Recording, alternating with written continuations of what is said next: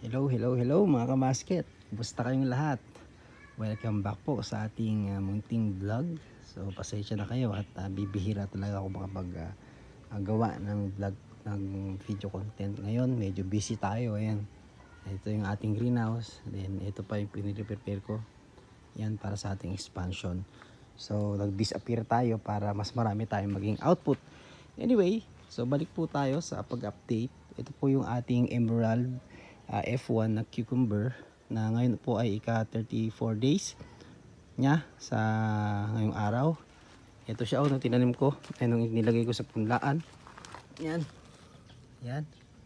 So 26, ngayon po ay 29. 29, 30, 1, 2, 3, 4. Diba? So 34.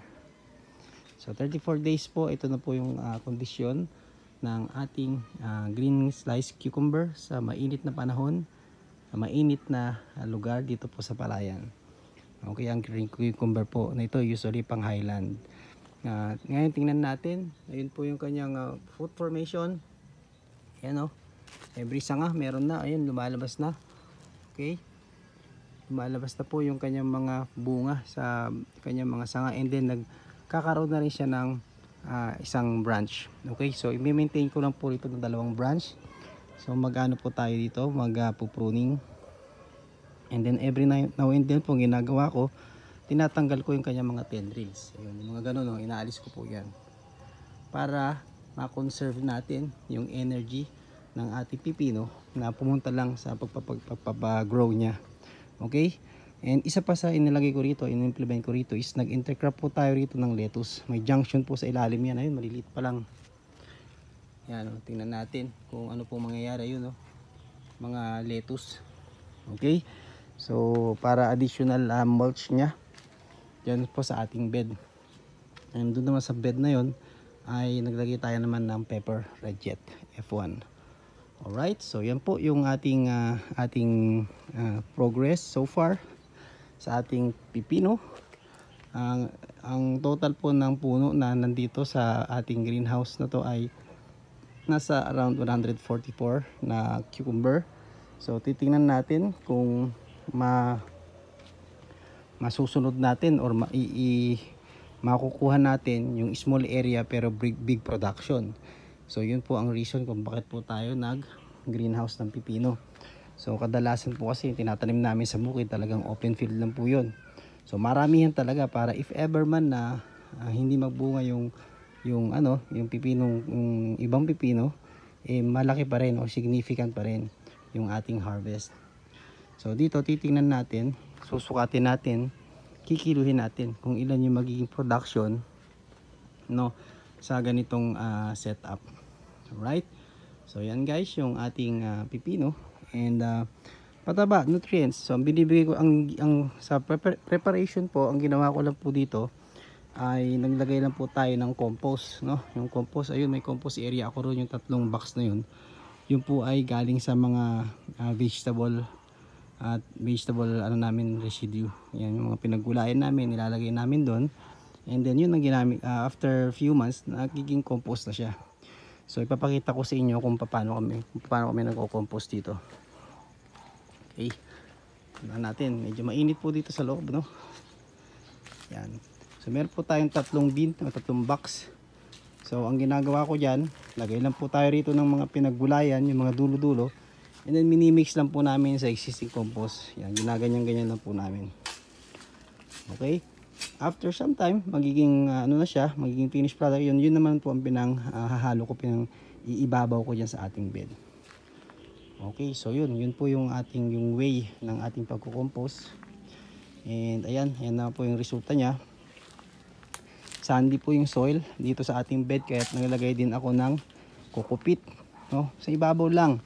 So ang purpose lang po ng kokopit ay para matulungan sa water absorption yung ating bed, para hindi dire-diretsong umilalim yung tubig. So ma-retain yung tubig sa topmost ng ating garden. So far yan po yung result ng ating tanim. Yan.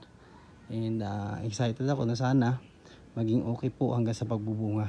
Okay, so yung ating pagbabalag, ganyan lang, tinali-tali ko lang tinali ko lang ng straw, and then meron ako nilagay na ano doon, na banana twine. Yan. So yan po yung ating cucumber sa greenhouse. And then dito, ang itatanim po natin dito ay lettuce. Nagpunla na po ako ng lettuce, yung ating pong romaine. And then magtatanim din po tayo rito ng cucumber sa gitna. So ganyan din po mangyayari. Pero one lang ano na lang po rito. Isang cucumber sa gitna, and then sa gilid po yung lettuce para ma-maximize po natin. Habang piniprepare po natin para sa second crop, which is yung ating bell pepper. So yan, binibilid pa po natin yung lupa. Afterwards, imimix po natin yan uli, pangalawang halo, and then lalagyan ko na po ito ng organic. So organic po, then yung compost, and then yung coco peat, saka maglagay din tayo ng guano na pataba. Then saka natin kukoveran ng mulch. Okay? So yun guys, yung update.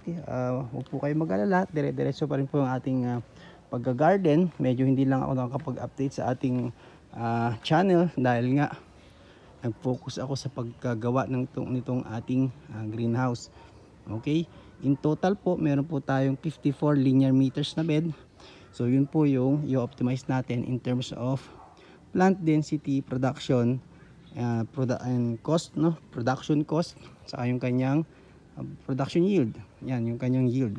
So doon na natin ipa-practice or i-observe ano-ano ba yung possible na ma-encounter ko problem before ko siya i-implement dun sa ating farm. Okay? So hindi po na po tayo nakapaso, ano na po tayo, tawag doon, naka soil base or direct sa soil po yung ating pagtatanim. So yun, nagagawa na ako ng maigling update para mabigyan kayo ng progress. I'm still here guys. Salamat sa inyong pagtitiis, sa pagsubaybay. Kung sumusubaybay ka man nun at medyo parang na-feeling nyo na iniiwanan kayo sa ere, I sincerely apologize. Medyo busy lang po tayo. Pero ayan, tuloy-tuloy pa rin naman po tayo sa pagga-garden. Okay? Mag-ingat po kayong lahat. Magkikita po ulit tayo sa ating susunod na video. Itatry ko na po from now on na magbigay sa inyo ng daily update in terms of ano ba in-apply kong nutrients. Mabilisang video lang, hindi na siya mga long videos. Siguro mga 10 minutes videos lang para araw-araw ay masubaybayan ninyo kung ano yung mga activity ko dito sa ating greenhouse.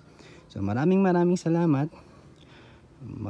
Ingat po kayong lahat. Magkita-kita po tayong muli sa ating susunod na video. Bye bye.